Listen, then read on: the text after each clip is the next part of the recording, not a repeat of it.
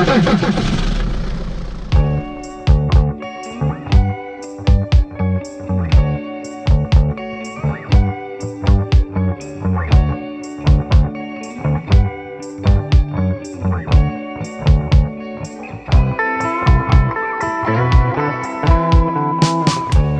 à toutes et à tous et bienvenue sur La Panaméricaine, le podcast qui aborde les travaux de recherche en sciences sociales sur les Amériques.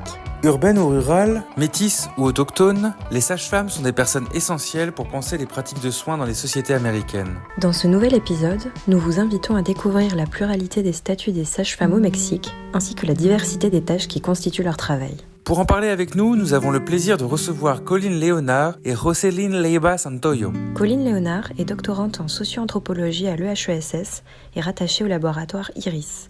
Sa thèse, sous la codirection de Joël Vailly et Laurent Vidal, s'intitule « Sages-femmes et politique publique de santé maternelle au Mexique ». Roselyn Leiva Santoyo est doctorante en anthropologie à l'EHESS, rattachée à Monde Américain.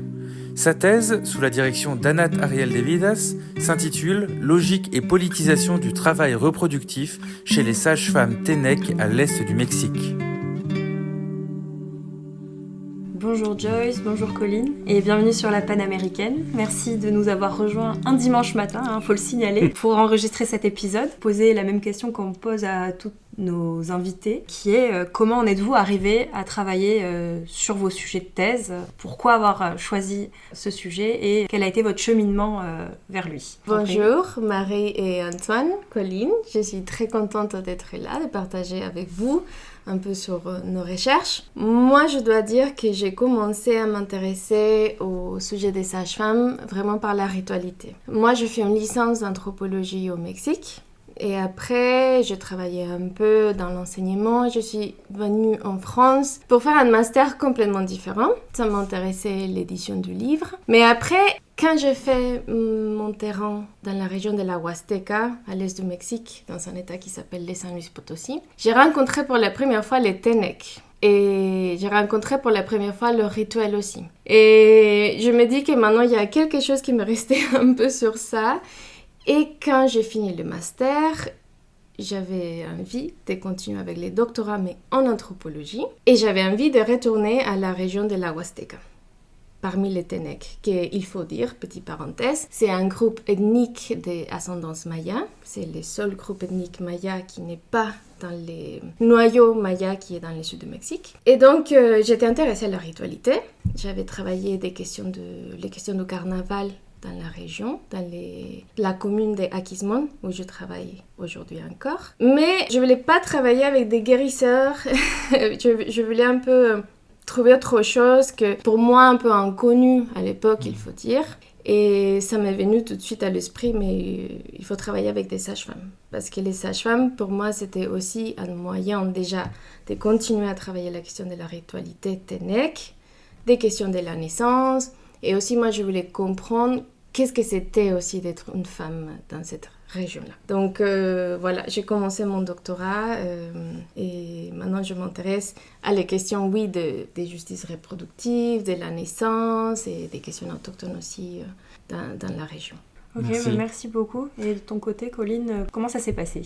Bonjour à tous les trois et merci beaucoup pour l'invitation à participer au podcast. Moi, comme Jocelyne, j'ai aussi eu une seconde vie avant de faire de l'anthropologie. Je viens d'une école d'ingénieur en sciences de la vie et c'est un double cheminement qui m'a amenée à cette question des sages-femmes et du soin et de l'accompagnement des trajectoires reproductives des gens. Donc, en école d'ingénieur, je m'étais spécialisée en domaine de santé avec cette curiosité d'aller étudier des systèmes de santé. Ce que je ne pouvais pas faire en école d'ingénieur et ça m'a amené à faire un master en études comparatives du développement à l'EHESS. Et c'est également en école d'ingénieur que j'ai eu des questionnements sur l'accompagnement de la santé sexuelle et reproductive, puisque il y a eu des articles là-dessus, mais les violences sexuelles en école d'ingénieur, elles sont quand même très présentes.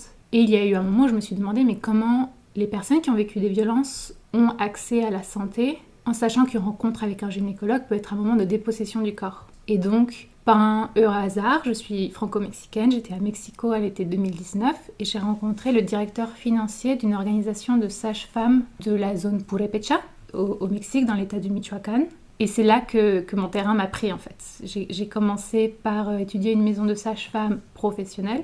Je pense qu'on reviendra sur les définitions un peu plus tard dans le cadre de mon master. Puis en doctorat, je me suis orientée sur les sages-femmes autonomes, clandestines en milieu urbain, mais toujours guidée par cette question de comprendre la manière dont les soignants pensent le soin.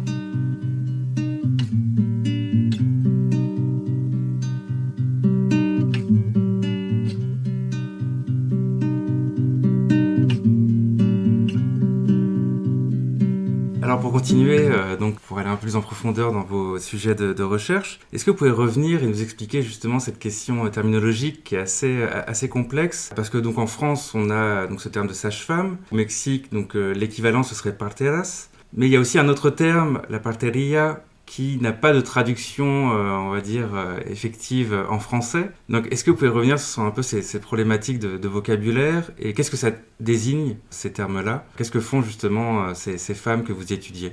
Pour mieux comprendre, on peut peut-être partir des catégories légales qui ont été écrites au cours des dernières 20 années, des dernières décennies. Ça, c'est la norme 007 de 2016, dans lesquelles on définit de manière assez vague le terme de sage-femme professionnelle et sage-femme traditionnelle.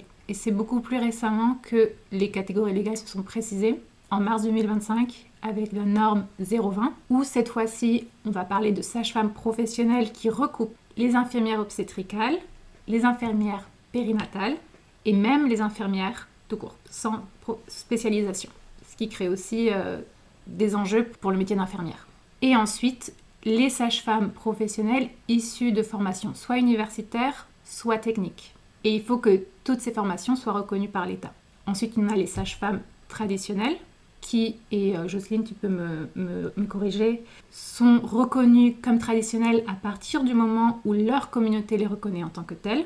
Et enfin, il y a une dernière catégorie qui est très floue, qui est le personnel non professionnel autorisé, qui, dans les faits, fait référence à toutes les sages-femmes autonomes, qui n'ont pas suivi de formation reconnue par l'État, qui ont très souvent appris par apprentissage aux côtés d'une sage-femme, mais aussi il fait référence à des sages-femmes qui se revendiquent comme professionnelles, mais qui ont été formées dans une formation non reconnue par l'État. Après, toutes ces catégories légales, justement, c'est très compliqué de les transposer dans la réalité concrète, parce que pour mon cas, à la Huasteca, il y aura des sages-femmes qui sont indiennes, et que donc on aurait tendance à dire que c'est des sages-femmes traditionnelles, parce qu'il faut dire qu'au Mexique, la catégorie des sages-femmes traditionnelles, et parce qu'elle est en lien avec la reconnaissance communautaire souvent indienne, va être vraiment associée à une figure spécifique, autochtone. Sauf que de nos jours, évidemment, avec tout l'accès à l'éducation, la mobilité qui existe dans les pays et dans ces communautés autochtones, il y aura des sages-femmes indiennes qui vont faire des études supérieures ou des formations peut-être reconnues ou pas par l'État. Et donc, elles auront accès à d'autres connaissances qui vont venir se rajouter à ces connaissances locales indiennes. Et donc là, on peut dire qu'il y aura une sorte de combinaison entre une sage-femme professionnelle, mais qui à la fois est une sage-femme traditionnelle, dans le sens où elle est reconnue par sa communauté. Après, il y a aussi, justement, face à ces problématiques où des fois il y a des femmes métisses qui vont être formées auprès des sages-femmes indiennes. Et ça va nous donner d'autres catégories, comme les sages-femmes formées dans la tradition. Donc, dans la réalité concrète, il y a beaucoup de mélanges qui se font. Et je pense que ça a été aussi c'est encore aujourd'hui une grande problématique. Comment on classifie ça? Est-ce qu'on peut le nommer déjà? Parce que dans la réalité, c'est très entremêlé. Et pour revenir aussi au mot en tant que tel des sages-femmes, au Mexique, on dit partera. Que la traduction la plus fidèle en français, à mon avis, ce serait celle des accoucheuses, littéralement celles qui accompagnent l'accouchement. Elles partent. Non? Et donc de là, ça va devenir ces pratiques-là qu'on appelle au Mexique parteria, mais qu'en français, il n'y a pas une traduction, à mon sens, convaincante du terme. On peut dire la maïeutique, mais qui des fois va être associée à une pratique philosophique, même si la maïeutique aussi vient de cette idée de faire accoucher faire accoucher les idées, non? Que c'était un peu le background philosophique de ce mot-là. Et en même temps, je trouve que le mot en français sage-femme est beaucoup plus juste, justement pour décrire la pratique de ces femmes-là, parce qu'elles n'accompagnent pas que l'accouchement, elles accompagnent vraiment toutes les étapes de la vie sexuelle et reproductive des femmes. On peut dire ça déjà pour essayer de couper un peu leur pratique, mais il y a aussi, pour le cas dont je travaille, où ils vont aussi accompagner d'autres pratiques qui peuvent être agricoles, qui peuvent être politiques, qui peuvent être des formations dans la santé par exemple, donc d'éducation. Donc voilà, les limites entre ce qui est une sage-femme et comment on peut le définir. Ce qui est très délicat au Mexique, c'est qu'il y a eu un effacement des sages-femmes au 19e siècle, notamment dans les milieux urbains et dans les pratiques hospitalières, où il n'y a plus de sages-femmes qui ont pratiqué dans les hôpitaux à partir des années 60, parce que les formations universitaires ont fermé et que les postes ont fermé. Mais en plus de ça, il y a eu une invisibilisation des sages-femmes traditionnelles, un effacement par des politiques publiques qui voulaient plutôt les coopter comme promotrices de santé, donc des personnes qui allaient en fait canaliser les gens vers les hôpitaux. Donc il y a des pratiques qui se sont perdues. Et en tant qu'anthropologue, sur le terrain, on se retrouve face à des personnes qui essayent de chercher à définir leurs propres pratiques. Je pense notamment à une sage-femme qu'on a rencontrée cette semaine dans un colloque qu'on a ensemble coordonné, Birthing, Mothering and Othering, qui est une sage-femme qui expliquait qu'elle a appris tard, après avoir eu des enfants à l'hôpital, que sa grand-mère, sa mère et son arrière-grand-mère étaient sages-femmes. Elle essayait de justement inscrire ça dans une généalogie. Donc elle parlait par exemple des sages-femmes, elle, dans la tradition, parce que c'est dans la tradition de sa famille. Donc on est face à une diversité de figures qui essayent aussi de faire sens par des mots de ce qu'elles font, dans un contexte où elles essayent aussi de s'autodéterminer et de venir définir leur activité depuis le bas, et pas depuis ce que la législation dit. Et oui, je suis tout à fait d'accord avec ça. Et la première fois que j'ai contacté les sages-femmes Tenec, c'était en 2021. Je me suis rendu compte qu'il y avait justement une sorte d'organisation, comme une association civile, mais qui n'était pas constituée en tant que telle à ce moment-là, de parteras Tenec. Déjà, j'étais très contente, donc j'ai pris contact avec elle pour savoir si je pouvais venir travailler avec elle. Et donc, en fait, je me retrouve dans un contexte, comme Colline le disait, où il y a eu beaucoup de pertes. Il faut dire que en San Luis Potosí, où je travaille, c'est pas le même contexte qu'on peut trouver dans le sud du Mexique, où la pratique de la parteria, c'était, on va dire, beaucoup plus, j'ai pas envie de dire sauvegardée, mais qu'elle est beaucoup plus présente aussi dans les pratiques médicales des femmes.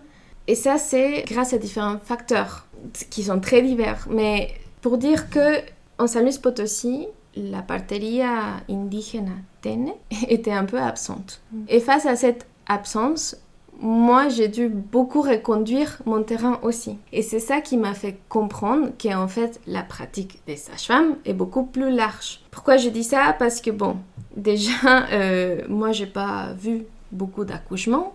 J'ai vu qu'un seul en communauté indienne. Après, j'ai eu l'opportunité d'assister à un autre, mais c'était un contexte un peu différent en ville. Tout ça pour dire que sur les terrains, moi je voulais voir des accouchements, moi je voulais voir les massages que font les sages-femmes, moi j'imaginais qu'il y aurait plein de sages-femmes Tenec partout, et en fait non. Donc pour moi c'était beaucoup d'attente aussi, d'aller vraiment vers la rencontre de ces femmes-là, qui des fois étaient un peu isolées dans leur communauté, dans les montagnes, dans des hameaux éloignés des chemins. Donc grâce à cette association qui s'avait constituée en 2019-2020 quand il y a eu le Covid, on a tissé un réseau justement pour dire bon, on va travailler ensemble pour aller vers ces femmes-là qui ont un peu arrêté leur pratique et on va essayer de les amener avec nous pour justement pouvoir revaloriser, resocialiser une pratique qui avant était plus présente. Et donc de là, pour dire qu'il y a un travail politique qui s'est fait aussi, d'éducation, comme je le disais, et rituel. Et que donc, pour moi, mon terrain, c'était justement de m'ouvrir face à ça et de ne pas rester que sur l'accouchement, parce que sinon, j'aurais pu rien faire, en fait. Et donc, il y a eu beaucoup de ça, d'aller en fait vers les hameaux éloignés, un peu demander aux gens, bon monsieur, madame, est-ce que vous connaissez la sage-femme de la communauté? Et que les gens disaient, non mais la sage-femme, ça fait longtemps qu'elle est morte, ou maintenant tous les femmes vont à l'hôpital pour accoucher. Et en même temps, il y avait ça, enfin, je veux dire que les gens me parlaient de la question aussi hospitalière, de l'accouchement. Mais quand j'ai approfondissais un petit peu plus, je me rendais compte que bon, la sage-femme, elle était aussi présente dans certains rituels de naissance, même si elle n'accompagnait plus l'accouchement, que la sage-femme, elle pouvait être présente dans certains rituels agricoles. Donc moi, j'essayais de trouver justement ce moment qui était fondamental dans la vie communautaire, et là où la sage-femme pouvait être présente, et je les accompagnais. Pour moi, mon travail, c'était vraiment comme celui des sages-femmes, pour le coup, un travail d'accompagnement dans leur quotidienneté. Et toi, Colline, donc par rapport à ce que vient de dire Jocelyne, c'est quel type de sage-femme que tu étudies? Et donc c'est un contexte assez différent, je crois que c'est plus en ville. Est-ce que tu peux nous décrire un peu, c'est ça, ton terrain? Oui, moi il y a eu un cheminement long par rapport à ce que j'ai fait en master, puis en doctorat, même si je travaille toujours avec des sages-femmes. En master, j'étais en zone périurbaine, sur le lac de Pátzcuaro. Donc, Pátzcuaro, c'est une petite ville, mais qui est très proche d'un très très grand centre urbain qui est Morelia, dans la région du Michoacán. Et je travaillais avec des sages-femmes qui se revendiquaient comme professionnelles pour asseoir leur autorité, mais qui étaient très proches aussi de beaucoup de sages-femmes traditionnelles de la région Purépecha, du lac. Et une dimension que mon terrain m'a imposée et qui était prépondérante, c'était les enjeux de légitimation des sages-femmes et d'institutionnalisation de l'organisation pour qu'elles puissent percevoir des fonds et exister légalement. Quand j'ai voulu faire mon doctorat, je m'intéressais énormément à cette dimension d'enjeu entre l'autonomie des peuples autochtones, l'accès à leur savoir et quelles étaient les stratégies qui étaient déployées pour protéger cette médecine. Et je voulais faire une étude comparative entre un État où les us et coutumes des peuples autochtones sont reconnus dans la constitution de l'État, puisque au Mexique ce sont des États fédérés, et faire une comparaison avec un État où ces us et coutumes, je ne sais plus ce que j'ai dit, s'ils sont inscrits ou pas inscrits, mais l'idée était de comparer deux États dans un contexte différent, constitutionnel. Et dans les faits, au moment de commencer mon doctorat, j'ai eu beaucoup de mal à accéder à un terrain pour des raisons de sécurité. Donc je suis doctorante contractuelle, si je voulais faire les choses dans les clous, il fallait que je demande autorisation au FSD, et j'étais à chaque fois déboutée. Je ne pouvais pas avoir accès à mon terrain. Et derrière, il y a aussi des enjeux effectivement de sécurité, de ne pas se rendre seul sur le terrain, même si on veut contourner certaines pratiques des fois. Donc je me suis retrouvée à ce moment-là en contexte urbain, et j'ai appris qu'une amie qui faisait son master et qui est maintenant en doctorat dans la ville de Mexico, qu'elle avait accouché avec des sages-femmes dans une organisation urbaine. C'est des sages-femmes qui se revendiquent autonomes et qui dans les faits sont clandestines. Elles ne sont pas reconnues par l'État et leur espace de santé est complètement caché. Officiellement, c'est d'ailleurs une association de défense des droits sexuels et reproducteurs. Et donc j'ai été très intéressée par son expérience que m'avait décrite, et je lui ai demandé si je pouvais contacter la directrice clinique de cet espace. Elle m'a donné le contact, et ça a ensuite été un travail un petit peu long d'écrire à la personne, de la convaincre, de lui proposer une rencontre. Éventuellement, elle m'a invitée à me rendre à l'espace, qui est en fait une maison qu'elle loue, mais qui ressemble en tout point à toutes les autres maisons autour. Il y a tout un protocole en fait qu'elles mettent en place, elles, pour protéger leur espace et avoir accès à de la sécurité. Et c'est comme ça que j'ai eu accès à ce terrain, qui est un terrain qu'il fallait négocier en permanence du fait de sa clandestinité et de la fragilité que je pouvais induire moi par ma présence, parce qu'il y avait une potentielle exposition. Mais dans le quotidien, je venais à la maison de naissance et j'essayais de m'insérer dans les activités quotidiennes. Donc ça passait par faire à manger, nettoyer la vaisselle. Quand elles ont commencé à faire plus confiance, nettoyer les spéculums, les stériliser, plier le linge. Et être quotidiennement présente au fur et à mesure, pouvoir avoir accès aux consultations, puis aux accouchements. Il y avait aussi tout un travail de connaître les personnes qui faisaient leur suivi de santé dans cet espace sur plusieurs mois, pour qu'éventuellement je leur propose, s'ils étaient d'accord, que je sois présente à leur accouchement et que je prenne la place qu'ils souhaitaient que je prenne, soit comme potentiel soutien ou à l'inverse, une place plus de retrait. Pajarito colibrí, no tengas miedo de vivir,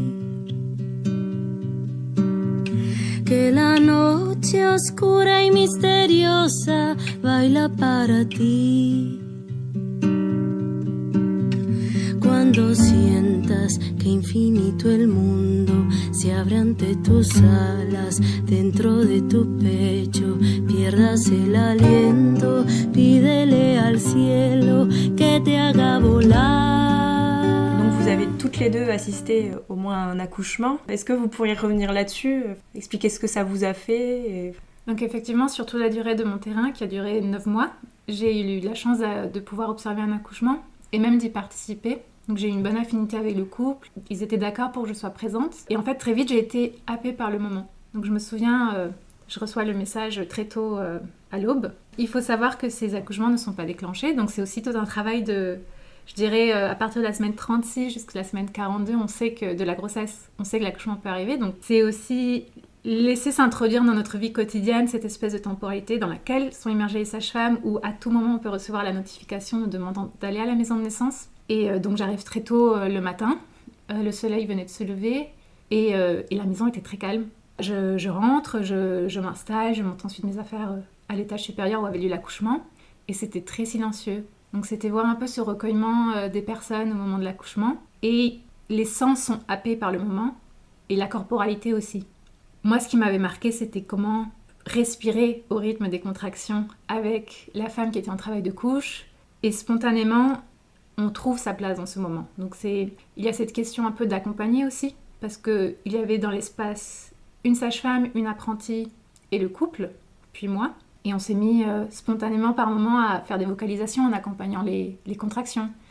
Puis petit à petit, c'était proposer une main pour soutenir la personne, ou faire pression sur les hanches ou au niveau du sacrum pour libérer un peu les douleurs et soulager. Donc c'est un moment qui prend aussi le corps de l'anthropologue et l'implique dans le travail, mais ça se crée aussi parce que le couple avec qui j'étais était demandeur et était disposé à me donner cette place-là. Et c'est très intéressant en tant qu'anthropologue de vivre dans notre corps ce moment. Ça aide peut-être aussi à comprendre un peu mieux le travail que font les sages-femmes et l'implication à la fois du travail par le corps et en même temps cette place qui est un peu en retrait puisque c'est ni les sages-femmes, ni moi, ni le compagnon qui accouche, mais une femme qui est en travail de couche. Donc c'est un peu ce va-et-vient. Tu l'as vécu de la même manière, Jocelyne ? Bon, déjà les cadres c'est différent parce que moi j'étais dans une communauté Ténèque qui est dans la basse montagne. Et donc, pareil, on se réveille dans la maison de la sage-femme. Il faut dire que tout le monde... il parlait Ténèque, donc on discutait un peu, on venait de se réveiller. Tout était très calme, on buvait du café. Et tout d'un coup, il arrive dans la cuisine un homme, en parlant en Ténèque, de façon très calme, mais assez ferme. Et donc, je vois que la sage-femme, son mari, qui est aussi un guérisseur, et la fille de deux qui apprentissent de parteria, s'élèvent. Et tout le monde s'élève et il y a quelque chose qui commence, un mouvement. Je savais qu'il y avait une femme dans la communauté qui était sur le point d'accoucher, mais on ne savait pas quand. Il y a toujours cette attente, tu ne sais pas quand, donc il va être disponible à un certain moment. Et donc, tout le monde part. Il me laisse un peu seule dans la cuisine et moi je demande mais qu'est-ce qui se passe? Et donc il y a la fille de la sage-femme qui me dit bon en fait il y a une femme qui va accoucher mais dans une calme qui m'a étonnée. Et donc je leur demande si je peux leur accompagner. Et en fait la famille elle avait pensé que moi j'allais rester manger là dans la maison, que ça m'intéressait pas tant que ça. C'est seulement une femme qui va accoucher. Mais j'étais là, mais moi je veux venir si c'est possible, et quand même je vais demander au couple que je connaissais pas, parce qu'il faut dire que quand même la relation, ça, pour mon cas dans le terrain, ça s'est construit différemment peut-être que pour le cas des collines.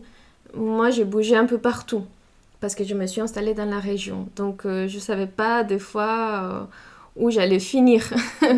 Et donc ils m'ont dit bah oui si ça t'intéresse allez viens avec nous. Donc la sage-femme qui prépare ses affaires, il a pris un bout de carrizo, qui est une sorte de roseau, pour couper le cordon ombilical et s'arrêter face à l'autel pour faire une prière. Mais tout ça dans une calme encore qui m'étonnait. Donc on marche. Un hôtel vite. à qui, pardon? Ah, c'était un hôtel où la sage-femme et les guérisseurs ont différentes images catholiques, dont la Vierge, et Jésus Médico et d'autres saintes. Sur cet hôtel-là, il y a aussi Et le baston de mando, que c'est un objet, c'est un bâton de commandement, quelque sorte, qui donne l'autorité à la sage-femme et au guérisseur de pouvoir exercer ces pratiques-là. Donc, la sage-femme fait une prière face à l'hôtel, et après on part, on prend le chemin, on marche très vite, et on arrive à la maison. Moi, il faut dire que moi, j'étais très excitée. Hein. Moi, j'étais là, ah waouh, on va vers un accouchement, et ça va être trop bien. Et moi, je parlais beaucoup, j'arrivais pas à me contrôler. Et la sage-femme, elle était calme. Elle parlait pas beaucoup. On arrive à la maison, ah, on va voir un accouchement, on va voir un accouchement. On ouvre la porte, et le silence total. Enfin, il y a vraiment un recueillement qui frappe. Et je pense que c'est très important de décrire ces accouchements parce que ça change vraiment l'idée qu'on a aujourd'hui de comment on accouche à l'hôpital. J'ai envie de dire, pour ceux qui nous écoutent, que si on pense à un accouchement, on va penser au cri de l'hôpital, à la foule qui se fait autour de ces événements-là, alors que dans la communauté, dans la maison de naissance, il y a vraiment un calme qui frappe. Et toi, tu rentres dans ça aussi. Enfin, moi, c'était, wow, là, je vais me calmer. Et c'est la sage-femme qui gère un peu l'ambiance de calme, de force, de fermeté. Mais au centre, il y a la femme. Personne n'a vu le moment de l'accouchement parce que la femme, elle était couverte par une plaide. Donc, on a seulement entendu le cri de bébé quand il est né, mais la femme, elle criait pas... Enfin, elle pouvait faire comme elle voulait. Mais pour les Ténèques, il y a quand même une idée que la force, il faut un peu la garder sur soi. Tu peux crier, bien sûr, mais si tu cries, tu vas perdre un peu cette force qui est nécessaire aussi pour accoucher. Donc, il y avait beaucoup de silence. Et le compagnon de la femme la prenait par la main. Des fois, elle faisait des grimaces. Elle respirait fort. La sage-femme lui demandait en Ténèque si elle avait besoin de quelque chose, mais tout en calme. Et pour moi, c'était vraiment ça aussi qui m'a changé là ma perception de l'accouchement et surtout comment on accouche dans une communauté Ténèque, que ça n'a vraiment rien à voir avec nos perceptions sur cet événement-là. Cúrate, mijita, el dolor con el calor del sol y el frío de la luna. Endulza la mañana con aroma de lavanda, romero, eucalipto y que venga la calma. Vous nous avez décrit précédemment vos expériences par rapport à ces accouchements et donc ce travail de la sage-femme qui va accompagner la personne qui accouche. Est-ce que vous pouvez revenir sur cette notion en fait de travail, à savoir comment vous pourriez décrire justement ce travail des sages-femmes, ce travail de couche, mais comme vous l'avez bien dit, qui regroupe aussi plein d'autres activités. Pour moi, déjà la notion de travail, c'est fondamental pour comprendre justement les pratiques, les activités, les mouvements même, je dirais, des sages-femmes. C'était une évidence quand j'étais sur le terrain, mais que je n'avais pas capté qu'après, justement, en revenant sur mes données, mais que les sages-femmes, ils utilisaient le mot travail, torlav pour le coup en Ténèque, pour faire référence à toutes ces pratiques. Les pratiques de prise de soins des malades, les pratiques rituelles agricoles, les pratiques d'accompagnement d'un accouchement, d'un massage, d'un rituel d'une offrande particulière dans un moment de l'année. Il y avait toujours le mot travail. Je dois faire un travail. C'est mon travail. Mais justement, qu'est-ce que ça veut dire? Pour le cas Ténèque, c'est quelque chose de circulaire. Donc de quelque chose, d'une force, parce que c'est un mot aussi qu'utilisent mes interlocutrices, enfin c'est pas des mots que je m'invente, mais que la force doit être mise en place pour que la vie justement puisse continuer. C'est grâce à cette force de la sage-femme, à cette force de la femme qui est en train d'accoucher et qui peut être canalisée de certaines manières, que la vie continue, enfin, et pour dire de manière très systématique. Donc la sage-femme elle va se mettre en mouvement. Elle va faire un travail d'accompagnement, un travail de pétition rituelle, un travail aussi de formation pour les cas. Parce que Là, des fois, il faut dire qu'il y a des différences d'âge dans les sages-femmes avec lesquelles je travaille. Donc les sages-femmes les plus âgées vont aussi avoir une conception différente de qu'est-ce que c'est le travail. Et peut-être que pour elles, ça va plutôt tourner vers des questions rituelles ou des santé, des prises de soins. Pour les plus jeunes aussi, mais ça va se rajouter aussi la dimension de la formation, de l'éducation et aussi de la politique. Donc il y a du travail à faire pour la pratique de la sage-femme, de la parteria. Et parce que si on fait ce travail-là, nos communautés pourront continuer à exister comme on les connaît aujourd'hui. C'est un peu ça l'idée. Donc, quand je parle aussi de travail politique, pour les cas des sages-femmes les plus jeunes, qui ont eu accès à des études, qui même le disent, nous, on s'est mis à lire les lois, que c'est devenu une lutte très importante pour la parteria au Mexique. Et donc, nous, on va partager toutes ces connaissances aux sages-femmes les plus âgées, mais aussi aux plus jeunes, pour qu'ils puissent savoir qu'en fait, ces pratiques peuvent continuer. Et que si ces pratiques continuent, donc il y a une continuité de la vie et d'une façon d'être particulière au monde, que c'est celle de Tenec. C'est pour ça aussi que je choisis de dire que c'est un travail reproductif. C'est pas qu'un travail salarié, qui peut-être qu'il y a des moments où il peut être un travail salarié, parce que les sages-femmes, ils ont besoin aussi de l'argent pour pouvoir subvenir aux besoins de l'association ou d'autres sages-femmes ou des membres de la communauté. Mais que, voilà, pour moi, c'est vraiment élargir cette notion de travail, mais dans les buts de comment ce travail reproduit une certaine façon d'être dans le monde.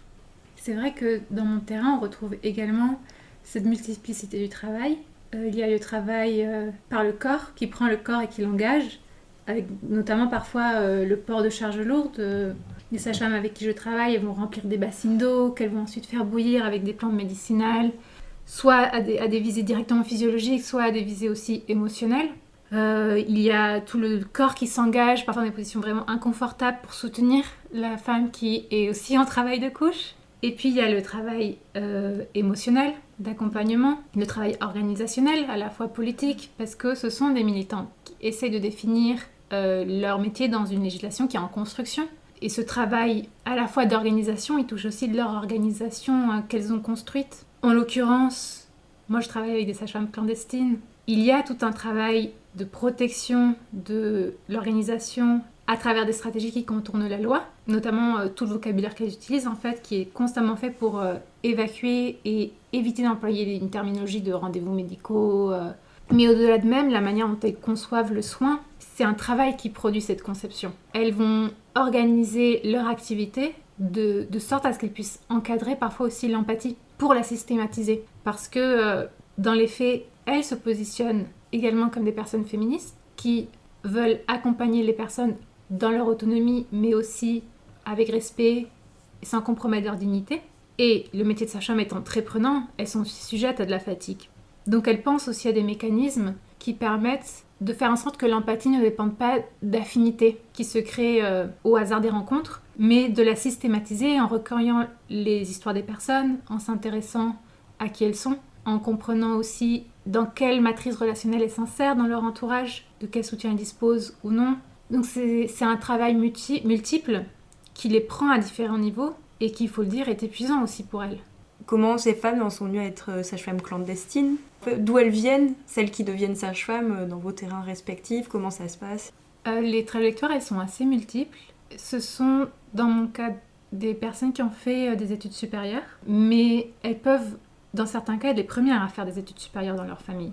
Comme je disais, comme ce sont des sages-femmes qui se revendiquent féministes, elles ont aussi des trajectoires de questionnement et d'engagement militant. Ce qui est intéressant dans mon cas, c'est que ça arrive assez souvent que ce soit des avorteuses qui ensuite choisissent d'être sages-femmes et qui vont chercher d'autres sages-femmes pour se former. C'est pas toujours évident pour elles de les trouver, elles tâtonnent, elles utilisent souvent les réseaux sociaux, puis une fois qu'elles sont dans le milieu, ensuite elles arrivent à avoir le contact de différentes personnes et soit se former sur le tas, soit intégrer une maison de naissance, une maison de soins, ou elles vont être introduites comme apprenties sur un parcours de plusieurs années. Mais effectivement, ce sont des profils très variés. Il y a des sages-femmes qui ont une ascendance autochtone, mais qui du côté du père ou de la mère, il y a eu un métissage, et parfois elles sont aussi en recherche pour retrouver des traditions qu'elles ont perdues parce qu'elles n'ont pas été forcément transmises en fonction de si leur famille nucléaire s'est retirée de l'espace autochtone et s'est installée dans une communauté métisse. Il y a aussi des Européennes, ça arrive, qui ont déménagé au Mexique, parfois et souvent dans la recherche d'une pratique non institutionnelle de leur métier de sage-femme, et qui s'insèrent dans ces milieux et apprennent à travailler dans les pratiques d'autres sages-femmes. Donc elles désapprennent parfois certaines choses de leur métier, notamment quand elles ont travaillé en milieu hospitalier, pour ensuite venir travailler dans ces espaces différents. Est-ce que tu peux revenir juste sur la pratique de l'avortement ? Parce que ça dit aussi beaucoup de choses sur leur conception de la vie et de la reproduction. C'est vrai que, et c'est quelque chose qui m'a surpris en milieu urbain, c'est par les pratiques d'avortement que je me suis dit, il y a également un travail de reproduction de la vie qui n'est pas forcément celui que je m'attendais à observer, à savoir que la ritualisation qu'elles mettent en place, elle est à la fois au bénéfice d'une transition émotionnelle de la personne, de enceinte à plus enceinte, ou de non enceinte à enceinte, ou de enceinte à mère, ou de enceinte à personne en deuil, puisque les deuils périnataux, ça existe aussi, et elle les accompagne aussi. Et en ce sens-là, j'étais surprise de voir qu'elle travaille à communier aussi avec les non-vivants, parce que si le fœtus est aussi un être matériel avec lequel elles interagissent, donc elles vont tâter le ventre, le fœtus va bouger, puis elles demandent l'autorisation à la mère, mais aussi au fœtus. Elles vont rigoler avec lui en disant « Ah, désolée, je t'ai gênée, je vois que t'as gigoté, que tu t'es poussée de là où je viens d'appuyer. » Mais c'est aussi un être qui est invisible, qui est porteur d'une vie, et dans la pratique des avortements, cette vie, elle n'est pas interrompue. Elle est rendue à l'univers, donc chaque sage-femme a une conception un peu différente, mais certaines vont me dire c'est une vie qui revient à l'univers quand on provoque l'extériorisation de ce corps vers le matériel, hors du ventre de la femme. D'autres m'ont dit, en fait, cette vie, elle n'est jamais perdue, elle revient à la femme et puis elle reviendra à un autre moment. Donc il y a aussi une forme de cyclisation qui leur permet à elles de pratiquer les avortements. Et ça leur permet de les justifier aussi, de pouvoir se réapproprier la pratique, et qui est aussi au bénéfice des femmes qu'elles accompagnent, qui leur permet aussi d'intégrer ces événements-là dans leur parcours reproductif. Et ça leur donne la liberté parfois de vivre des émotions très contradictoires dans un moment qui est... L'avortement, c'est pas nécessairement opposé au désir de maternité, en fait. Donc ça a des fonctions multiples. Et de ton côté, Jocelyne, est-ce qu'il y a ce même rapport à l'avortement ? Est-ce que tu as pu observer des similitudes ou pas du tout ? Les sages-femmes, pareil, ça dépend de l'âge de la sage-femme. Les plus jeunes, ils vont accompagner des avortements. Moi, personnellement, je l'ai jamais vu. Mais avec les sages-femmes les plus âgées, il y a toujours... C'est une question un peu délicate parce que qui est en lien aussi avec la religiosité de la région. Et donc, ils vont dire, mais moi, c'est la vie. Donc, l'avortement, ça implique la mort. Pourquoi je vais accompagner ça ? Mais quand tu discutes un petit peu plus avec elles, et surtout quand tu habites parmi elles, tu te rends compte qu'il y a aussi une circularité de la vie. Et que la mort, elle est toujours présente, mais que justement, c'est une vie qui va continuer de circuler. Donc, moi, je ne pourrais pas dire comment l'avortement elle est conceptualisé avec les sages-femmes avec lesquelles j'ai travaillé, surtout les plus âgés. Mais, par exemple, dans le contexte TENEC, on va dire qu'il y a des fois des femmes qui sont enceintes et que tout d'un coup, ils peuvent perdre leur bébé. Mais s'ils ont perdu ce bébé-là, c'est parce qu'ailleurs, il y avait quelqu'un qui était malade et qui tout d'un coup a récupéré sa santé. Donc, il y a une sorte d'échange de vie en continu. Donc, pour revenir à l'idée que quand même, la vie, elle est toujours là et que ça peut bouger un peu d'un corps à un autre et que justement, si quelqu'un qui était malade a demandé l'aide à un guérisseur qui se connaît sur ces cas spécifiques, non? Ou par exemple, quand quelqu'un qui est très vieux, qui meurt, alors quand cette personne va mourir, enfin, un enfant va naître. Donc, il y a cette circularité qui peut être en lien aussi avec certaines ritualités, certaines pratiques de guérison. Mais donc, seulement pour dire que des fois, il y a des parallèles, non? Même si on est dans des contextes très différents en ville et et en milieu indien. Mano vieja que trabajaba enlazando algún telar, mano esclava aprendiendo a bailar su libertad, manos que amasan curtiendo el hambre con lo que la tierra les da, manos que abrazan a la esperanza de algún hijo que se va. Vous nous avez expliqué avec Antoine que dans vos travaux, la question de l'autonomie est assez importante, à la fois l'autonomie des femmes qui accouchent et l'autonomie professionnelle des sages-femmes. Donc, est-ce que vous pourriez revenir un petit peu là-dessus ? Ce que j'ai observé sur le terrain, c'est que les deux sont très souvent liés et que pour les sages-femmes, les enjeux d'autonomie de la profession, c'est aussi garantir l'autonomie des corps. Parce que derrière, elles sont en mesure de déployer ou non leur modèle de soins, les protocoles qu'elles ont pu créer, qui garantissent, ou du moins dans lesquels elles cherchent à construire l'autonomie des personnes sur leur corps. Donc elles vont par exemple partager énormément d'informations afin que la personne qui est en leurs soins fasse des choix éclairés. Il y a ainsi aussi une répartition de la responsabilité, donc la personne qui va prendre une décision sur sa santé, au final elle est responsable des choix qu'elle fait. Et tout l'enjeu de la sage-femme, c'est de partager l'information de sorte à ce qu'elle soit intelligible, digestible et qu'elle puisse être comprise par la personne. C'est assez délicat parce qu'on est quand même face à une personne qui est savante, face à une personne qui a moins de connaissances sur son corps, sur sa santé. C'est des relations de soignant à soigné qui sont potentiellement traversées d'enjeux de pouvoir. En tout cas, dans le cas des sages-femmes féministes urbaines, elles se posent la question de comment créer cette horizontalité, et ce n'est pas toujours tout à fait possible, puisqu'elles cherchent à être autonomes dans les modèles de soins qu'elles produisent. Dans mon cas, ça passe par la clandestinité. Ça veut dire qu'elles se rendent invisibles, également auprès d'associations ou de fondations internationales qui pourraient leur donner des fonds. Donc pour elles, il y a des enjeux de survie de leur organisation, pas la tarification des actes qu'elles accompagnent. Ça peut parfois rentrer au conflit avec le fait d'accompagner un accouchement. Si la personne qui accouche, cela fait des jours qu'elle est en travail de couche, qu'elle est épuisée et qu'elle va aller à l'hôpital, il y a des enjeux de revenus pour les sages-femmes. Donc il y a aussi ces va-et-vient de est-ce que cette personne, j'essaie de la convaincre de rester un peu plus longtemps, sachant que souvent ce qui va l'attendre à l'hôpital, ça va être potentiellement des pratiques de punition, parce que les sages-femmes vont se dire mais pourquoi est-ce qu'elle n'est pas venue à l'accouchement avant ? Elle a essayé d'accoucher seule chez elle ou avec des sages-femmes et là il y a aussi des enjeux de pouvoir qui se jouent sur les corps dans les hôpitaux et en même temps elles répondent aussi à la décision de la personne de poursuivre son accouchement ailleurs et plus dans la maison de soins. Donc c'est des choses qui se recoupent énormément et qui parfois peuvent être très complexes. Je pense que dans ton terrain aussi, Jocelyne, tu as pu observer ces questions de jeu de comment est-ce qu'on se rend visible au niveau organisationnel pour percevoir des fonds et en même temps comment est-ce qu'on garde l'autonomie malgré les requisitos, les impositions ou les demandes que vont avoir les organismes financeurs. Et justement, je pensais, l'autonomie, j'essaie de la penser dans le terme de mes interlocutrices. Donc, par rapport à la question de financement, justement, ils vont se réclamer autonomes. Et ça implique une certaine radicalité par rapport à d'autres mouvements des sages-femmes autochtones. Parce que le fait d'être autonome, ça veut dire ne pas recevoir de fonds, mais de qui ? Et c'est ça où ça devient un peu délicat parce que pour mon cas, ils vont pas accepter des financements, par exemple, du ministère de la Santé au niveau local ou de la municipalité, même s'il y a des fonds qui existent, pour aider à ce type d'association. Ils vont dire non, moi je veux rien avoir avec les questions de politique, on va dire, avec des questions de partis politiques et tout ça. Mais en même temps, elles ne peuvent pas non plus survivre sans des financements. Donc, elles vont aller vers des associations. Mais là, c'est délicat parce que c'est qui finance certaines associations.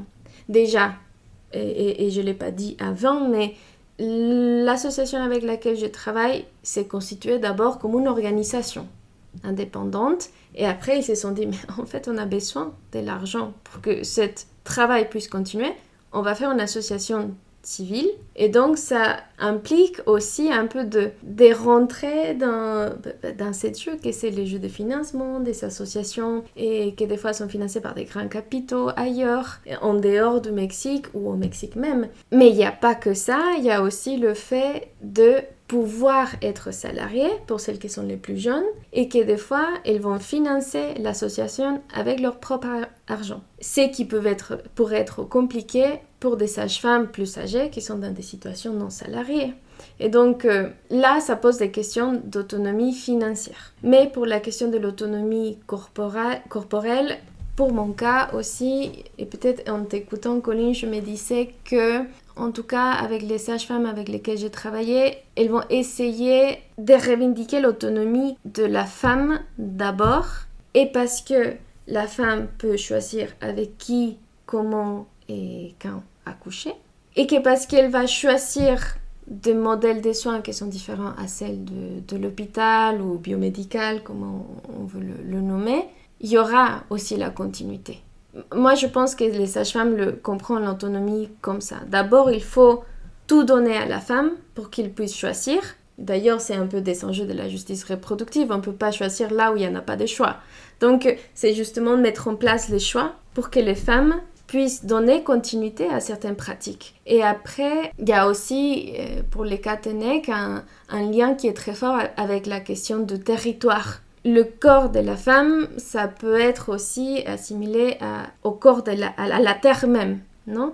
Et donc, si la femme elle a cette autonomie de son corps, on va dire que par extension, les communautés ont aussi l'autonomie de leur territoire. Et donc ça, c'est une lutte aussi qui est peut-être un petit peu plus claire pour les cas des parterias indígenas, mais qui n'est pas exclue aussi de la question urbaine, parce qu'à la fin, il y a aussi une question de territoire et de pouvoir exercer ces pratiques où l'on veut, en fait, de défendre certains espaces qui ont s'est vu très criminalisés justement par les lois les plus récentes au Mexique. Un peu dans le prolongement de ce qu'on a dit sur l'autonomie professionnelle des sages-femmes. On parle beaucoup du soin qu'elles procurent aux personnes en train d'accoucher. Il y a aussi la question de qui prend soin de ces sages-femmes, notamment quand elles ne sont pas dans un cadre salarié. Et je pense que c'est même une question qui se pose dans le cadre salarié. Donc les sages-femmes avec qui moi je travaille, certaines sont salariées dans cet espace-là. Mais pourtant, la relation qui se noue avec les personnes qu'elles accompagnent, elle n'est pas réciproque dans le soin. Et elle n'a pas pour visée de l'être. La sage-femme prodigue du soin et en face, elles ont des personnes qui reçoivent ce soin-là. C'est un défi aussi pour elles au quotidien, puisque, comme je disais, un accouchement peut durer des jours. Donc elles sont à disposition des corps et de ce que les corps des femmes imposent aussi, puisque l'accouchement, c'est un moment où la corporalité s'impose. On ne décide pas du rythme des contractions, on ne décide pas de comment va se dérouler l'accouchement, à quelle vitesse le col va s'ouvrir puis s'effacer. Et donc, elles sont aussi vulnérables face à cette corporalité qu'elles ont choisi d'accompagner parce qu'elles vont subir la temporalité qui leur est imposée et c'est épuisant. En plus de cela, elles dépendent de la tarification qu'elles font des actes. Elles doivent multiplier les actes, soit de gynécologie ou d'obstétrique pour rendre leur espace solvable. Et donc, il y a quand même une dimension d'auto-exploitation qui se met en place de leur corps, de leur temps libre, parce que très souvent ils n'en ont même plus, qui les fragilise aussi du point de vue de l'épuisement et du point de vue de la santé. Et derrière, moi je travaille avec un espace qui est certes privé, mais qui n'a pas de but lucratif. Donc derrière, pour elles, il y a des enjeux aussi de comment est-ce qu'on a accès aux soins. Est-ce qu'on aura un jour accès à la retraite ? Très probablement non, parce qu'elles n'ont pas suffisamment pour mettre de côté. La question est permanente de comment est-ce qu'on prend soin de ces sages-femmes qui ne bénéficient pas de structures de l'État qui les accompagnent et qui sont fragilisées au regard du travail qu'elles produisent. Dans la continuité de ça, et justement sur les actes reconnus par l'État ou pas, est-ce que les enfants qui naissent après ces accouchements, est-ce qu'ils sont reconnus ? J'imagine que c'est pas automatique. Est-ce qu'elles peuvent justement obtenir des certificats de naissance ? Qu'est-ce qu'ils doivent faire en fait ? Donc c'est vrai que pour qu'un enfant soit reconnu au Mexique et qu'il ait une existence légale, il faut qu'au moment de l'accouchement de la mère, des parents, soit produit un certificat de naissance qui est ensuite amené à l'état civil, permet de produire l'acte de naissance. Et ce document, il ne peut être émis que par les agents que le ministère de la Santé reconnaît comme des agents de santé aptes à produire ce document. Dans l'État de Mexico, de la ville de Mexico, les sages-femmes peuvent se déclarer comme sage-femme traditionnelle auprès du ministère de la Santé et cela leur permet d'avoir accès à ces documents. Ça ne veut pas dire que c'est automatique. Souvent, elles vont se rendre dans le ministère de la Santé à plusieurs occasions jusqu'à ce qu'elles tombent sur un agent qui est disposé à le faire pour elles. Et elles se voient délivrer un certain nombre de certificats de naissance qu'elles vont pouvoir utiliser dans les mois qui suivent. Pour rebondir sur ce que disait Colline et que tu demandes, Antoine, c'est une lutte qui est très importante pour les sages-femmes. Donc, récemment, il y a des sages-femmes d'horizons très divers qui se sont mis à travailler pour faire changer la loi générale de santé, qui maintenant, depuis 2023, établit que n'importe quelle personne qui a accompagné un accouchement, dont une sage-femme traditionnelle, peuvent élaborer un certificat de naissance, disons à la main, et que celui-ci doit être reçu par l'autorité de santé pour pouvoir ensuite produire un acte de naissance. Ça, c'est très important parce qu'en fait, c'est pas qu'une question importante pour les sages-femmes, mais il s'agit, encore une fois, sur les familles et les enfants eux-mêmes. Donc, pour décentrer que des fois, on parle beaucoup des sages-femmes, mais qu'à la fin, elles font aussi un travail pour faire reconnaître ces enfants-là, et dans l'occurrence, les enfants indiens.